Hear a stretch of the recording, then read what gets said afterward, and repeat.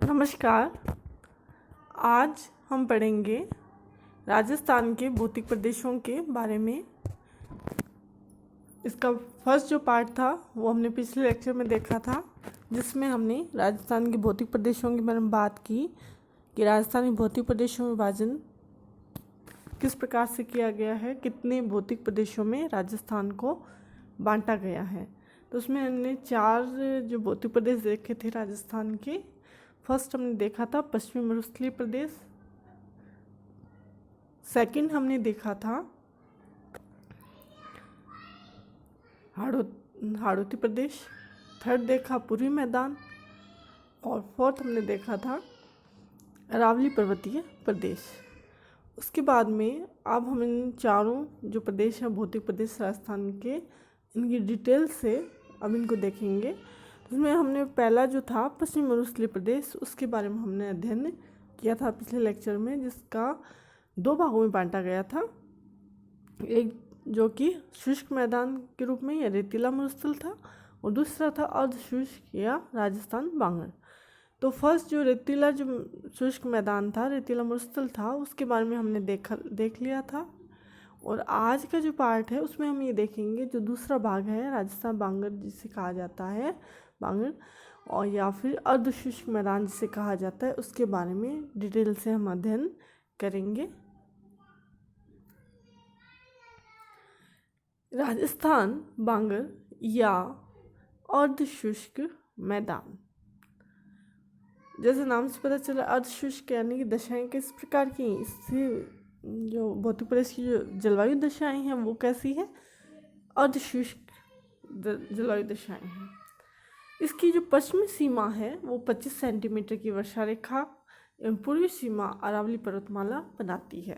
तो मतलब कह सकते हैं कि इसकी पश्चिमी सीमा यानी कि रेतीला मरुस्थल और जो अर्धशुष्क की जो मैदान है, इनके मध्य की जो सीमा है वो 25 सेंटीमीटर की जो समवर्षा रेखा है वह बनाती है। उसकी जो पूर्वी सीमा है, पूर्वी सीमा पर अरावली पर्वतीय जो प्रदेश है वो स्थित है, यानी अरावली पर्वतमाला इसकी पूर्वी सीमा बनाती है।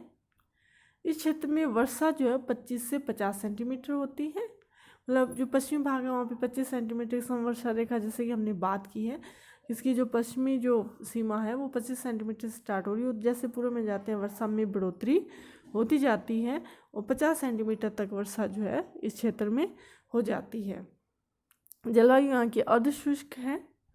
इस क्षेत्र में मुख्य रूप से उष्णकटिबंधीय कांटेदार वन पाए जाते हैं, क्योंकि जलवायु जो अर्धशुष्क है और जो टेम्परेचर अधिक है उष्णकटिबंध में है, तो इसलिए यहाँ पे जो वन जो है वो कांटेदार हैं। कांटेदार इस प्रकार से हैं कि मरुस्थलीय जो दशाएं हैं, अर्धशुष्क दशाएं हैं, तो जल वाष्पोत्सर्जन की जो क्रिया है वो कम से कम हो और पानी कम से कम जो है वो वाष्पोत्सर्जन के माध्यम से जो है वो कम से कम जाए पेड़ पौधों से, इसलिए जो पत्तियां जो है वो कांटेदार रूप में पाई जाती है। इसका जो विस्तार है वो गंगानगर, हनुमानगढ़, सीकर, चूरू, झुंझुनू, नागौर, पाली, जालोर जिलों में, यानी इन जिलों में ये राजनीतिक दृष्टि से यदि हम देखें तो अर्धशुष्क मैदान जो है वो इन जिलों में सीकर, चूरू, झुंझुनू, नागौर, पाली, जालोर, गंगानगर और हनुमानगढ़ में फैला हुआ है। अब आगे हम देखते हैं कि राजस्थान बांगर यानी जो अर्धशुष्क मैदान है, इसको पुनः 4 भागों में विभक्त किया गया है। ये 4 भाग कौन कौन से हैं? पहला है लूनी बेसिन, दूसरा नागौरी उच्च प्रदेश, तीसरा शेखावाटी मैदान, और जो फोर्थ जो है वो है घग्गर बेसिन। अब हम आगे इनके बारे में डिटेल से देखेंगे कि लूनी बेसिन कौन से ज़िले में है, क्या विशेषताएँ हैं, नागौरी उच्च प्रदेश की क्या विशेषता, इनके बारे में देखेंगे। सबसे पहले हम बात करते हैं लूनी बेसिन के बारे में। लूनी एवं इसकी सहायक नदियों के इस अपवाह क्षेत्र को गोडवाड़ प्रदेश भी कहा जाता है।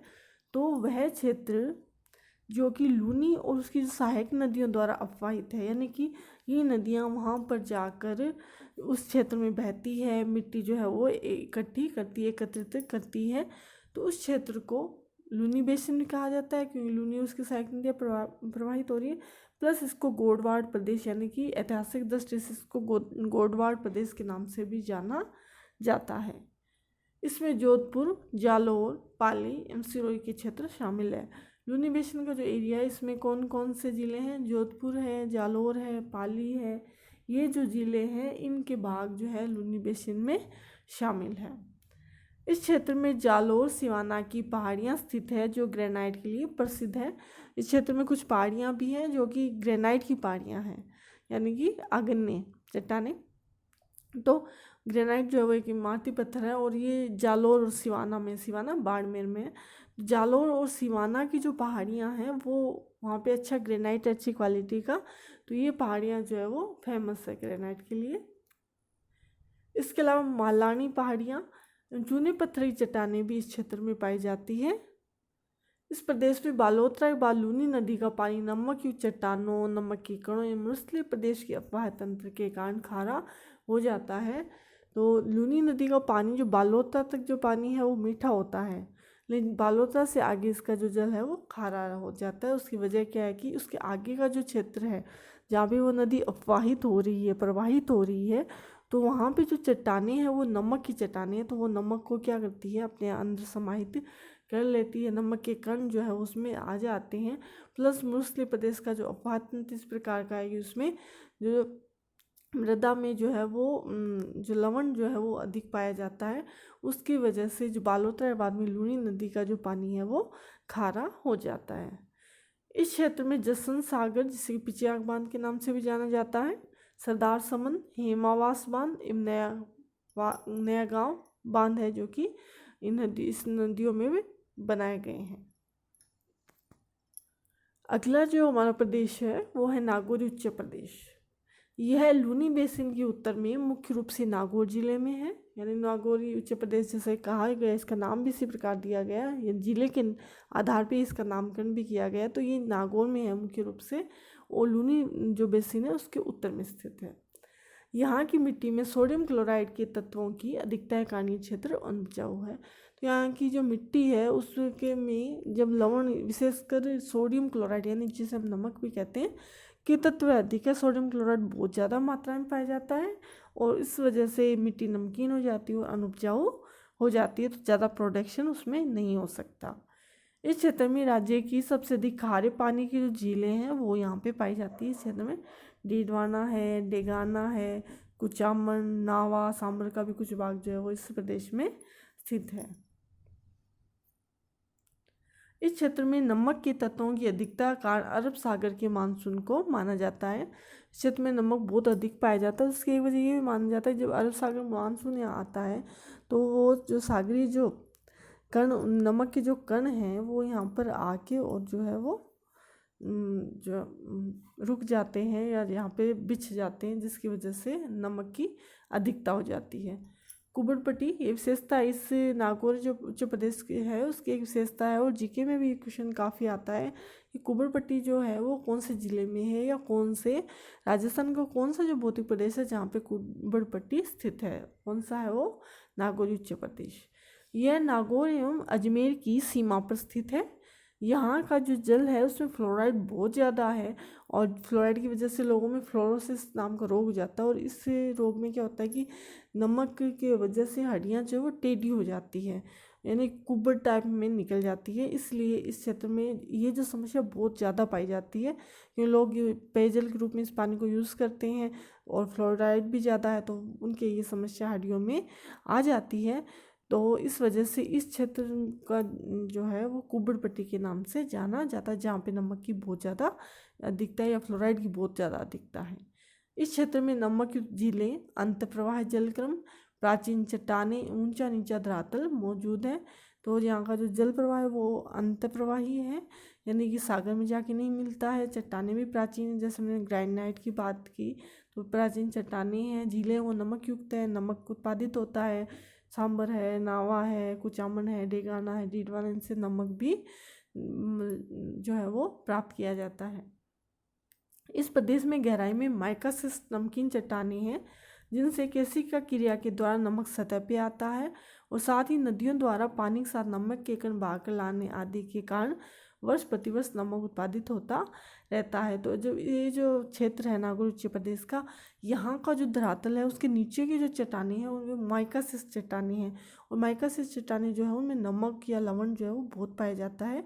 और जो केशिका क्रिया है जिसमें लवण जो है वो ऊपर आता है, और उस क्रिया की वजह से लवण आकर ऊपर जो सतह पर बिछ जाता है, यानी सतह पर मिट्टी जो है उस पर नमक की पूरी परत बिछ जाती है, तो मिट्टी में नमक बहुत ज़्यादा अधिक हो जाता है। इसके अलावा जो नदियाँ हैं वो भी अपने पानी के साथ नमक के कण बहा के लाती है। नदी जो बह रही है उस मिट्टी पे, तो वो अपने साथ निश्चित रूप से नमक के कण लेके आएगी, और इस वजह से वो नदियाँ जो अंत प्रवाही है वो लगभग झीलों में गिरती है, तो झीलों में भी पानी जो है वो खारा हो जाता है, क्योंकि वो नमक जो है नदियों के द्वारा झीलों में पहुंच जाता है। अगला जो प्रदेश है तीसरा वो है शेखावाटी बेसिन। यह मुख्य रूप से सीकर, झुंझुनू, चूरू एवं नागौर के कुछ भाग में स्थित है, यानी इन जिलों में शेखावाटी बेसिन का विस्तार पाया जाता है। इसके उत्तर में घग्गर का मैदान है और पूर्वी दिशा में अरावली पर्वत श्रृंखला है। पश्चिम 25 सेंटीमीटर वर्षा रेखा है। इस प्रदेश में बरखान प्रकार के बालू का स्तूप, यानी कि यहाँ पे बालक स्तूप जो पाए जाते हैं, विशेष तौर पे कौन से बालू का स्तूप पाए जाते हैं, बरखान यानी अर्धचंद्राकार बालू का स्तूप यहाँ पर पाए जाते हैं। यह क्षेत्र अंतःपाय क्षेत्र, अंतःपाय क्षेत्र का मतलब ये है कि जो नदी है वो सागर में नहीं पहुँचती बल्कि मरुस्थल में ही विलुप्त हो जाती है। इस क्षेत्र की प्रमुख नदी कांतली नदी है जो चूरू जिले में जाकर विलुप्त हो जाती है। तो ये जो जिले हैं इनमें चूरू एकमात्र ऐसा जिला है जिसमें कोई नदी नहीं है। जो कांतली नदी है वो चूरू में, जैसे ही चूरू में प्रवेश करती है वो विलुप्त हो जाती है, इसलिए चूरू में कोई भी नदी प्रवाहित नहीं होती है। इस प्रदेश की सभी नदियाँ, जैसे कांतली नदी है, मेंथा, रूपनगढ़, खारी, ये सभी आंतरिक जल प्रवाह की नदियाँ हैं जो वर्षा में तो इस भाग में कुछ समय तक, जब बहुत अधिक वर्षा होती है तो ये कुछ समय के लिए अपने पेटे में बहती है, या फिर किसी झील में जाकर मिल जाती है, या मैदानी भाग में जाकर विलुप्त हो जाती है। जैसे कांतली नदी है वो मैदानी भाग में विलुप्त हो जाती है, मेंथा है, रूपनगढ़ है, ये सांबर जो झील है उसमें चली जाती है। तो नदियाँ हैं वो कुछ ही समय के लिए, विशेष रूप से जब वर्षा का काल होता है उसी समय धरातल पर प्रवाहित होती है, अदरवाइज ये अंत अपवाही क्षेत्र है। 25 सेंटीमीटर की समवर्षा रेखा इस प्रदेश को महान शुष्क मरुस्थल से अलग करती है। इस क्षेत्र में छोटे छोटे तालाब और जो है कुएं पाए जाते हैं कच्चे, उनको जोहड़ के नाम से जाना जाता है, यानी कि जोहड़ जो है वो इस प्रदेश की विशेषता है। अगला जो प्रदेश है वो है घग्गर बेसिन। अर्धशुष्क प्रदेश के उत्तरी भाग में स्थित है, यानी सबसे उत्तर में बांगर जो क्षेत्र है उसके सबसे उत्तर में जो प्रदेश है वो है घग्गर बेसिन। इसका जो निर्माण है घग्गर, जो वैदिक सरस्वती है, और सतलज और चौतांग जो नदियां हैं उनकी जलोढ़ मिट्टी से हुआ है। नदियां जो है वो अपने साथ बहुत दूरी में बहकर आती है, तो अपने साथ में काफ़ी मिट्टी लेके आती है, और जैसे वो मैदान में पहुंचती है वो मैदान में मिट्टी को निक्षेपित कर देती है। तो इस जो मैदान का या इस बेसिन का निर्माण जो है वो इन नदियों की जलोढ़ मिट्टी से हुआ है। ये 2 जिलों में स्थित है, हनुमानगढ़ और गंगानगर। ये भी जीके का अच्छा क्वेश्चन है। घग्गर बेसिन जो है उसका विस्तार कौन से जिलों में है, गंगानगर और हनुमानगढ़। इस क्षेत्र में वर्तमान में घग्गर नदी प्रवाहित होती है जो मृत नदी के नाम से जानी जाती है। वर्षा में इसमें कई बार बाढ़ आ जाती है जो हनुमानगढ़ जिले को जलमग्न कर देती है। इस क्षेत्र को घग्गर बेसिन इसलिए कहा जाता है कि यहाँ पे जो है वो घग्गर नदी बहती है, लेकिन वो बहुत कुछ समय के लिए बहती है, वो वर्षा के समय बहती है, इसलिए इसको डेड रिवर या मृत नदी भी कहा जाता है। और जब बहुत ज़्यादा वर्षा होती है तब इसमें बाढ़ भी आ जाती है, और जो हनुमानगढ़ जो शहर है वो जलमग्न हो जाता है। यह नदी बटनेर के पास, हनुमानगढ़ में है बटनेर, रेगिस्तान में विलुप्त हो जाती है, यानी कि ये भी अंत प्रवाही जो क्षेत्र है उसी का हिस्सा है और किसी सागर में जाकर नहीं मिलती है। ये हमने घग्गर बेसिन के बारे में देखा। तो आज हमने क्या देखा कि हमने जो पश्चिमी मरुस्थलीय प्रदेश जो भाग पढ़ रहे थे उसका हमने फर्स्ट जो पहले देख लिया था, जिसमें रेतीला मरुस्थल की कौन कौन से बालू का स्तूप पाए जाते हैं उनके बारे में हमने अध्ययन किया था। और आज हमने उसकी का दूसरा जो भाग जो था अर्धशुष्क मैदानी या राजस्थान बांगर, उसके बारे में देखा। उसको कितने भागों में विभाजित किया गया है, जैसे लूनी बेसिन, शेखावाटी बेसिन है, नागौरी उच्च प्रदेश है, इनके बारे में हमने डिटेल से अध्ययन किया। अब जो नेक्स्ट जो पार्ट है उसमें हम अगला जो पर्वतीय प्रदेश है, अरावली पर्वतीय प्रदेश, उसके बारे में अध्ययन करेंगे। धन्यवाद।